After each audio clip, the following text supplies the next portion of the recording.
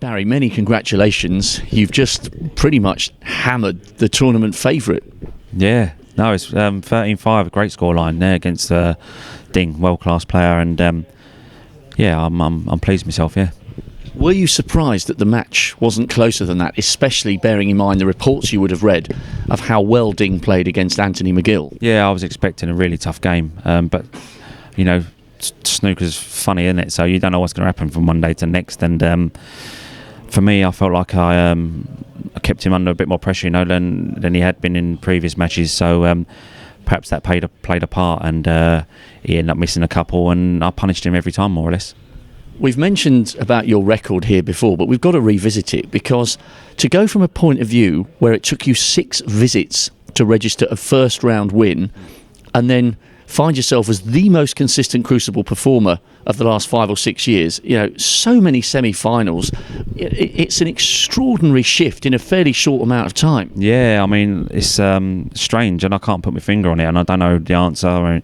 I just turn up and play and see what happens, and lucky for me, I've been, like you said, I've been winning quite a few matches over the last few years, so at the same time, I don't want to be known as the person who's got a had a good Crucible record, you know, and just kept falling short, so yeah, there's a long way to go, and I could just keep trying my best, and you never know, one day I might pick the trophy up, and if it's this week, then great, but if not, I'll keep trying.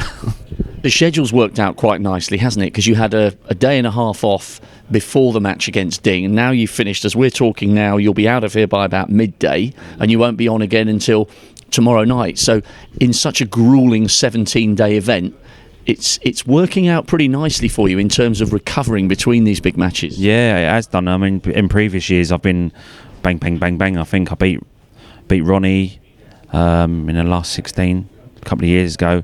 Back on the following morning, struggled to sleep that night because it was a massive result for me, and I ended up losing it 8-1. I think the first session I couldn't pot a ball. So yeah, perhaps, you know, it's working out in my favour, the schedule so far, and yeah, it's nice to have a nice easy quarter final in the end. Really, it's lovely, and I can go back now and chill out and get ready for tomorrow night. Yeah.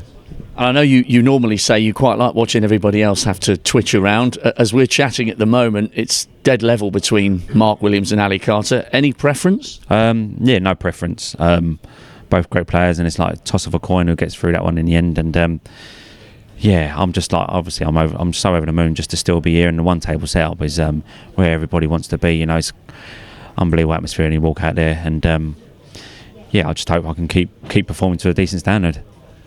We've had so many world champions go out. Mark is still in it at this moment, so is John Higgins. But do you think the omens are starting to build that maybe we'll have a new name on the trophy this year? And if so, you know, you're down to the last 4. Whoever makes it from the other 3, you've got a great chance this year. Yeah, I mean, like you say, I mean, I'm still in it, so I've obviously got a good chance. You know, there's only 4 players left, and only one of us can win it. So yeah, if I keep playing well, then I'll give myself a chance of winning it. If I don't, then I'll be getting bashed and going home. So yeah, there's no magic formula. But like I say, I mean, at the moment, it's got a great chance of being a first world champion, because I think Judd's ahead against John, and the only one that's close is 4-4 with Williams and Carter. So that's the only one where there's a former world champion can get through at the moment. But Higgins is obviously, he can come back anytime.